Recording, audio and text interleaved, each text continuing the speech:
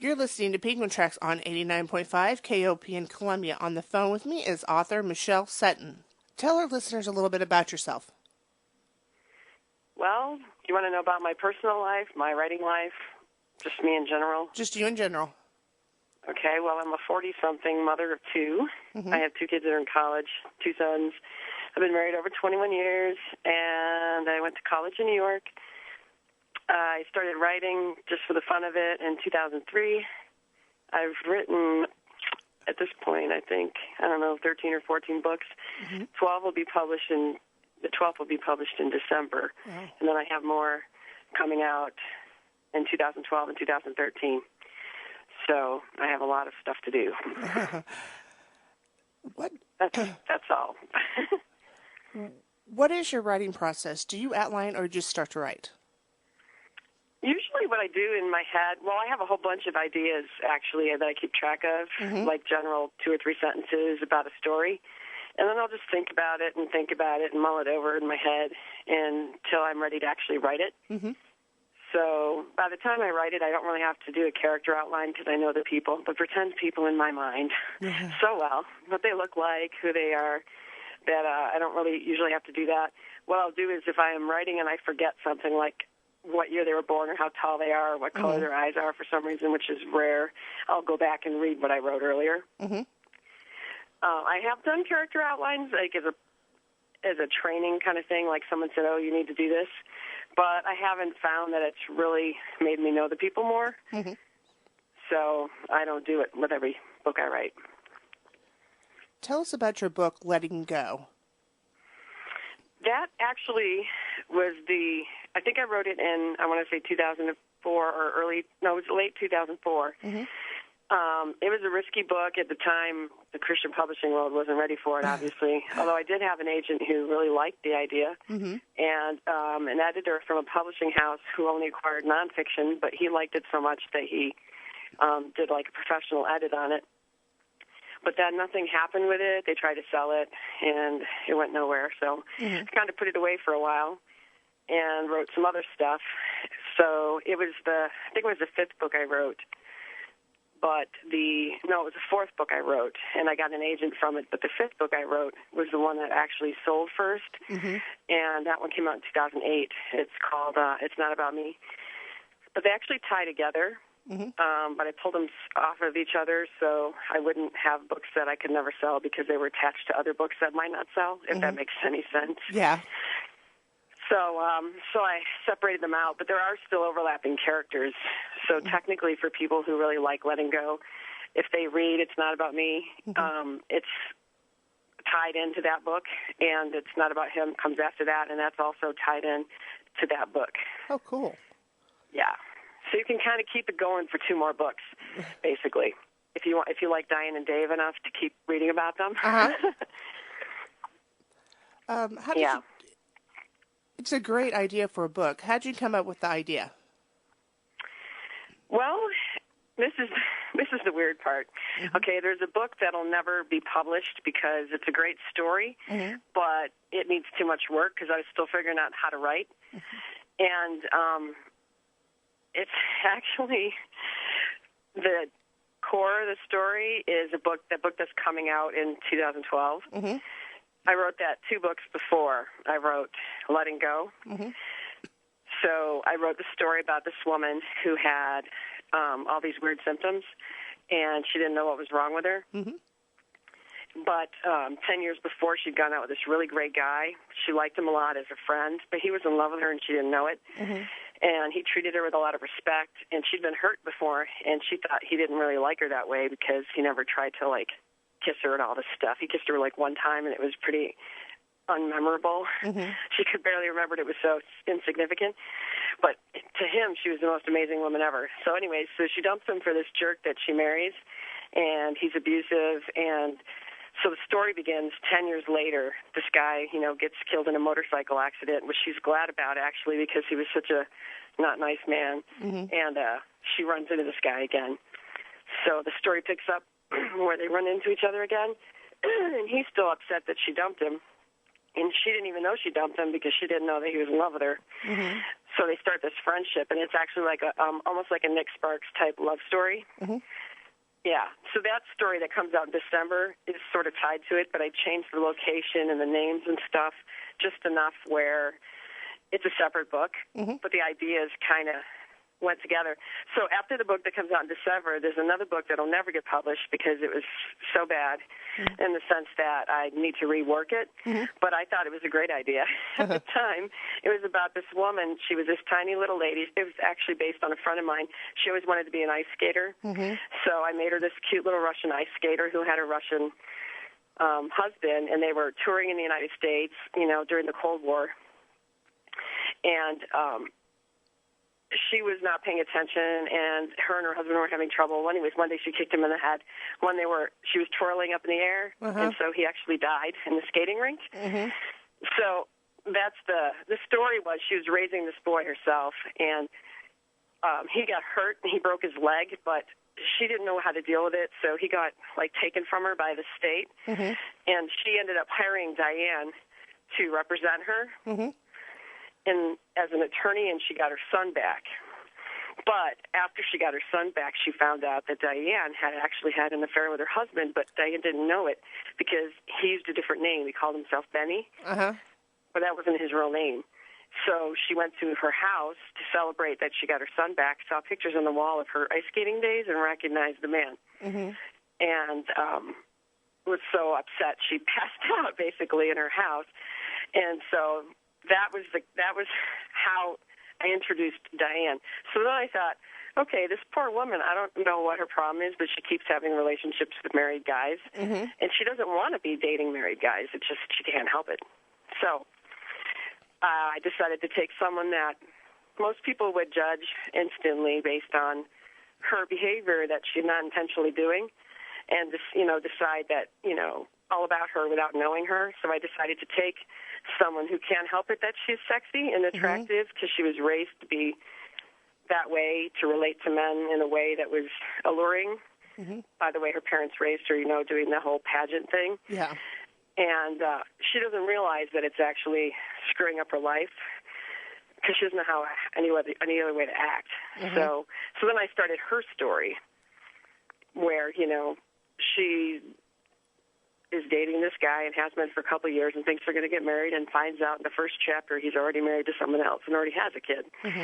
Well, that's why it was too edgy for the Christian world, I think, because even though she didn't know anything about him being married, she still grieves the whole thing because she dated this guy for 2 years thinking he was the perfect man, only to discover he was another liar and cheater like everybody else she'd known. So, yeah, the only guy that she had ever gone out with that wasn't that way was the guy that ended up marrying Katya, who was her friend, who was the skater, and the other story that will never get published.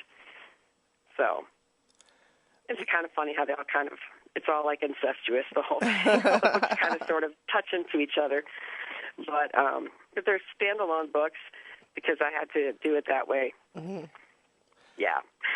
You did talk a little That's bit. more than you wanted to know, I'm sure. But. No, that makes me want to read more and more. You touched on Diane's childhood, the beauty pageants. How did you come up with her background story? Well, there was several situations back in the, it was the 90s, I think, where, they had these moms that were supposedly terrible moms because they were, putting makeup on their little 5-year-old girls and having to prance sexually down the runway, and doing all this stuff. And I thought, well, that would be an interesting character to make someone who her whole life was raised to see other women as competition, so she never had any real friends. And then I decided to give her a dad who was obsessed with her beauty and took pictures of her and was inappropriate. But she didn't really know anybody else, what their dad was like, so she thought it was normal. Until a friend of hers told her dad was creepy for taking pictures of her in lingerie. So she's like, oh, my dad is what? So anyway, yeah, so I just thought it would make for an interesting background. So then she goes into law school to be a lawyer because she wants to help kids who have parents that are less than desirable, to protect them from, parents that are going to be abusive, and her mom drank as a way of coping with it, so her mom was an alcoholic. So she didn't have a very good childhood, basically, so that's why she became an attorney. But most people, become social workers or attorneys or psychologists because they have some reason why, and it's usually not because they're going to get rich doing it. At least not being an attorney defending children. That's like the lowest paid kind of attorney you can be. So, but she still does okay with, her job and everything. She's just not getting rich. But she likes helping kids, so that's why I came up with the idea. And I think the cover reflects how sexy she is. I saw that picture because I had like 6 different options for a cover, and I said, oh, that's Diane right there. That sultry look in her eyes, and she's not trying to be that way. It's just, you ever meet people that are just beautiful and they don't even try to be beautiful, and they just are? So that's who she is. There are a couple parts when Diana is going through counseling. You pretty much nailed it when Diane was having trouble with her memories and having some of them blocked out. What kind of other research went into the books? Well, actually, interestingly enough, I went to Tucson to visit with a psychologist who I want to say he was a lesser-known one than the one who wrote all these Christian books. Gosh, I can't remember what his name is now. That's kind of crazy. But I went to Tucson to meet with him because I wanted to share with him the scenes of her starting to remember some things to see if it played out like it would in real life, because I don't have suppressed memories. And then there was this whole controversy about, are you just making this up, or did you really have that happen? But part of the thing with child abuse is the person who's abusing you, they'll tell you something like, that's not what I did. I didn't touch you there. I just bumped into you, or I was just giving you a goodnight kiss. You don't remember things right. What you're remembering isn't what really happened. So they kind of sort of start to think they're crazy, or what they're imagining. And they tell that to the parents, too, like if the mom walks in, well, that wasn't what I was doing. What are you talking about? I would never do that. But that's what they were doing, So people that are victims and see that kind of stuff are made to think that they're the ones that are imagining it. So you could suppress it thinking that what you thought happened never really happened. And so you put it out of your mind, but then sometimes things will trigger that to bring it back. So anyway, so I gave all these scenes to this psychologist who one of his things he did was work with people who had repressed childhood abuse memories. And, he said, I got it all right, so I didn't have to change anything. But I had worked with a lot of women who were abused and a lot of teenagers who were abused, and usually it's a generational thing. Grandma was molested, and then the mom was molested, and then the daughter's molested, and she's determined she's not going to let her kids get molested, but somehow some child molester finds her. And even though she doesn't want to be in the same situation, a lot of times she will be, and then she won't know what to do, so she does nothing, and that's how it continues. So, yeah. What would you like people to take away from the story? Well, for one thing, the reason I wrote a character like Diane is because she was looking for love in all the wrong places, and she never really had anybody love her for no reason. She always thought that people wanted something from her because she'd always been pretty much used. So one of the things I wanted to show was if Christians acted like they're supposed to and loved people regardless of what they might think is going on and treated them the way Jesus would treat other people, that they would actually make a difference and influence people in a positive way and provide friendship and support instead of just pointing the finger at them and making them feel worse about what they really don't want to be dealing with anyway. So that was the idea with her story. She didn't want to be the way she was, but she didn't know how else to be. So I wanted to write a story about how someone who didn't know how else to be could find something that would be an answer that would change their life. And then I used a situation that she didn't want to be in, like another relationship, with someone that she was attracted to who also didn't want to be in a relationship because of his whole complicated history. But I worked with a lot of adoptive parents who were so afraid that they were going to lose their child. And since Dave could never have biological kids, he was really clinging on to little Joey. And freaking out every time something changed in the plan. So I wanted to show how you don't really have control over that anyway. So the best thing that you can do is trust God to do what's best for everyone. And as you know from the end of the story, it worked out in everyone's best interest, including Joey's. So, but most people wouldn't see that coming. They would anticipate a different way things would go. So I don't like to write predictable endings either. But I don't want to tell people what the ending is in case they want to read the story. Where can people get your books? Well, that's actually a little complicated right now. The publisher changed distributors, and so this paperback book is only available from the publisher directly, which is Sheaf House, or you can get it on christianbook.com, which is www.christianbook.com, or CBD is what it's also known as. You can get the paperback there. However, you can't really get it on Barnes & Noble or Amazon right now because the way the distribution's set up, it's complicated, but it's interfering with that. So, ebook-wise, it's available a bunch of places. Like you can get it on Nook and on Kindle, and you can also get it on christianbook.com. But you can't get the paperback just anywhere right now. I wish that wasn't true. However, I do have copies my own self. I have copies at my house that I can sign and send to people if they want an actual autographed copy. Okay. But my website is michellesutton.net, so they would just have to email me that way. Okay. Tell us about the Edgy Christian Fiction Lovers social networking site.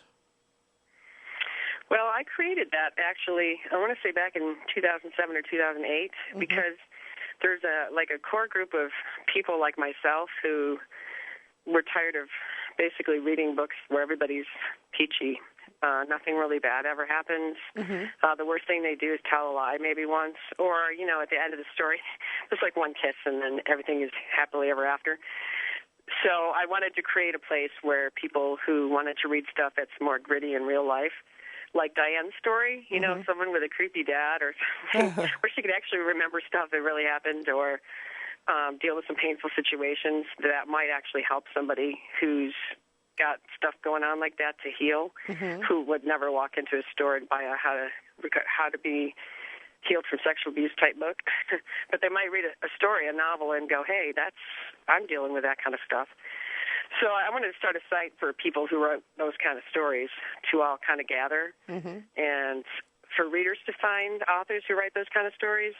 So I think right now I have I want to say 1,069 members or something like that. And probably about half of us, or maybe a little more than half, are also writers. But there's a whole bunch of people that are just readers that are on that site too. So we talk about everything. We've had contests and done blog tours and all kinds of stuff. And I was on Romantic Times magazine in the November issue, the paperback one, because there's some of my other books that we didn't even talk about that are very edgy and realistic too, to show how it's called Edgy, Over the Edge. That's what it was called. And they were comparing traditional Christian books with more realistic fiction is what they're calling it. And I was also in an article on a couple different times on Romantic Times, and I'll be on a panel at Romantic Times Book Convention in April called Christian Fiction Gets Real. So I'll be on that.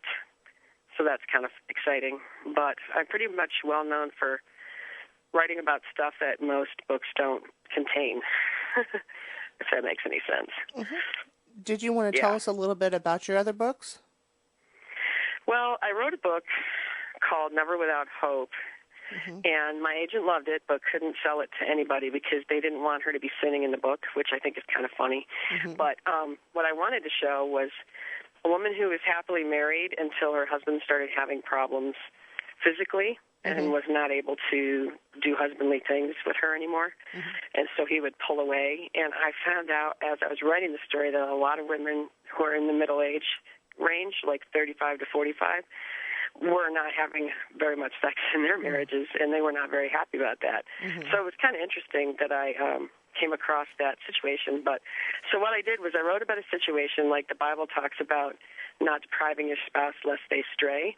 Mm-hmm. So I thought, well, I'll write a story about a woman who's basically a decent Christian woman who never in a million years would have thought that she would do something like cheat on her husband, especially since he'd been married before and that's what happened to him, and she knew it hurt him a lot. So she was like, I'd never do that. But then I set it up in a situation where she was tempted to do that, and she resisted, but then she ended up going that way because she was tired of being rejected by her husband, which was very similar to a whole lot of, like I said, people that I run into in the process of writing the book.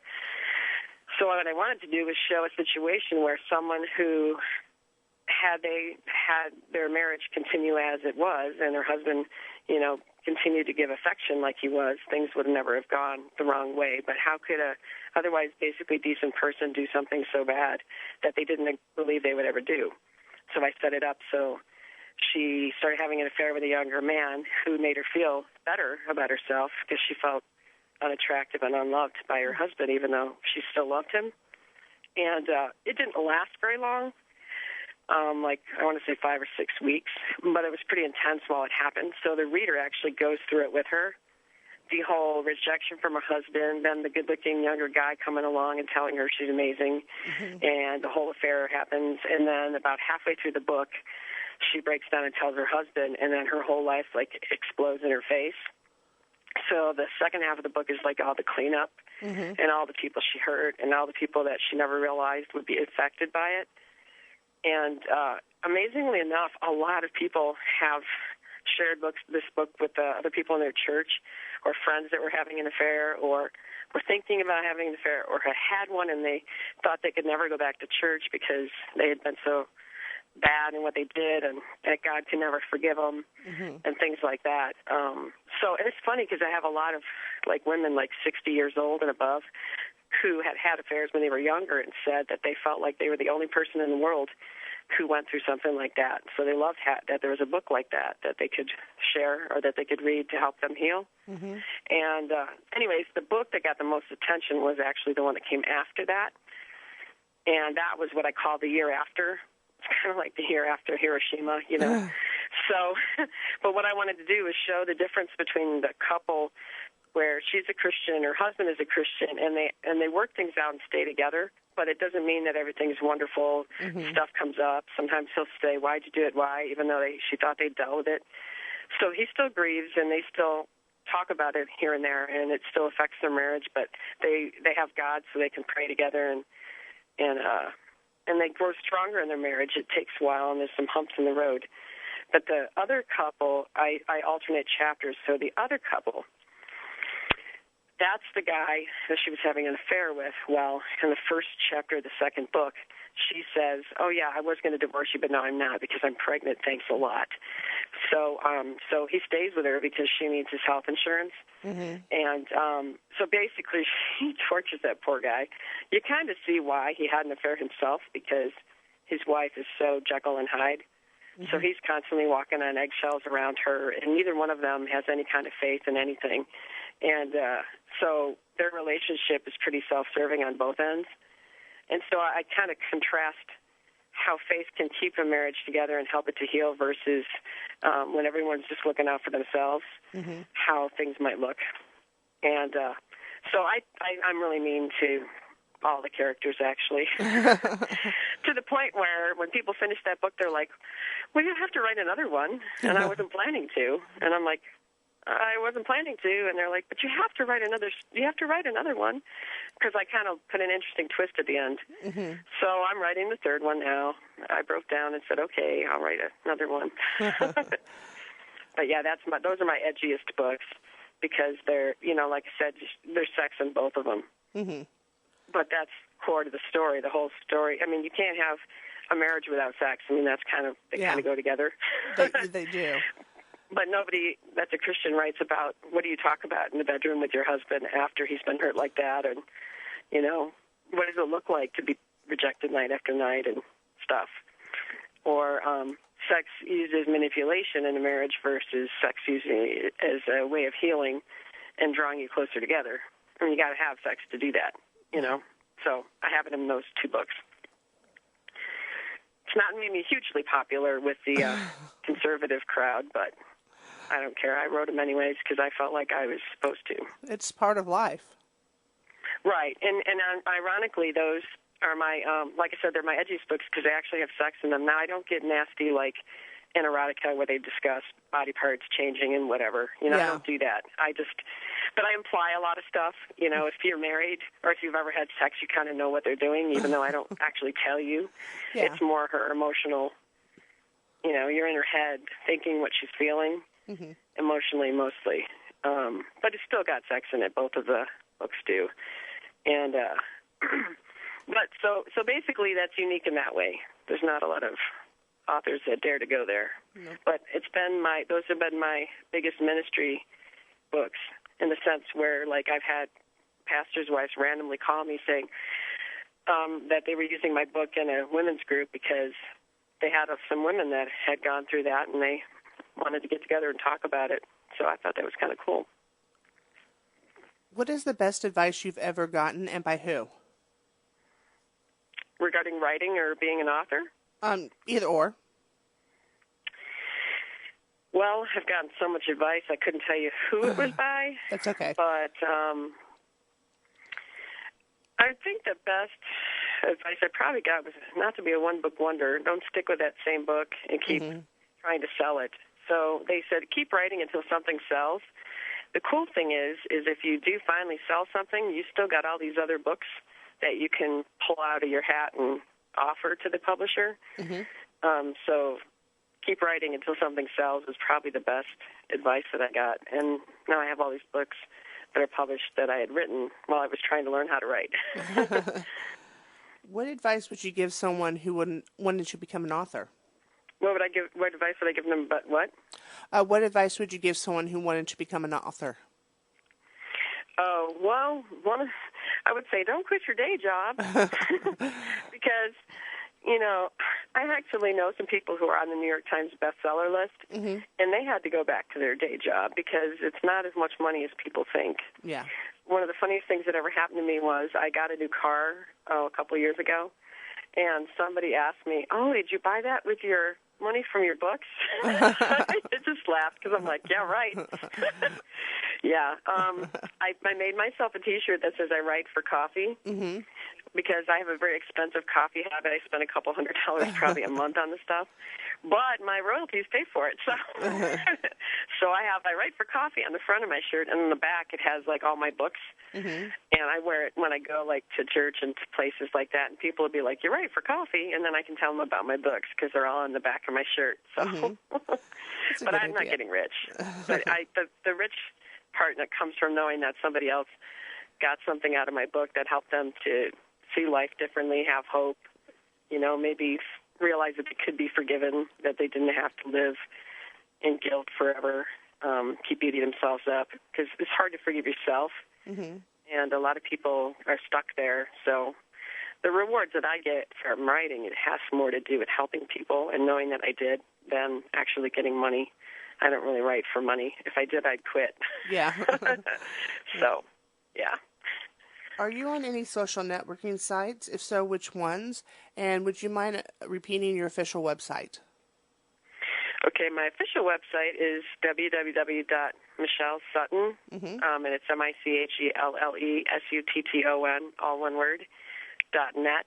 It's not .com, it's .net. And I'm on Facebook under Michelle Sutton Author. I'm on Twitter as Michelle Sutton, and which is great because it makes it easy to find me. I also have an author page. I have a Healing Hearts blog that I do book reviews on. I used to go by Edgy Inspirational Author, but I'm trying to get away from that because I want to be known for healing hearts more than writing edgy stuff. So my blog is actually called Healing Hearts Blog, but the URL to it is Edgy Inspirational Author, all one word, .blogspot.com. And on that blog, I give away like a book a week, and I've read like 111 books since January 1st. Wow. Yeah, I have pretty much every publishing house on the planet wants me to read their books, you know, from the big New York publishers all the way down to the small independent publishers. So I have lots of books sent to me all the time, and I try to read to help other people to get known. Like somebody with a small press wrote an amazing book. I want people to know about it, so I'll read it and I'll post a review. Mm-hmm. I don't have to do that, but it seems like it's wrong to me to read a book and not tell anybody about it. So that's why I have that. And then I do giveaways to try to help promote other authors. So, and I love to read. The best thing you can do when you're writing is to read a lot, too. Mm-hmm. A lot of authors don't do that for some reason, and I think it makes you a better writer when you're reading a lot. Is there anything else you'd like to add or say to your readers? I think I probably talked their ears off. I don't know. I can't think of anything. Did I miss something? Nope, I don't think so. I think I covered pretty much what I needed to today. Okay. Well, thank you so much for the interview, and you have a great weekend. Yeah, thank you for interviewing me. I appreciate it. No problem. Bye-bye. Talk to you later. Bye-bye.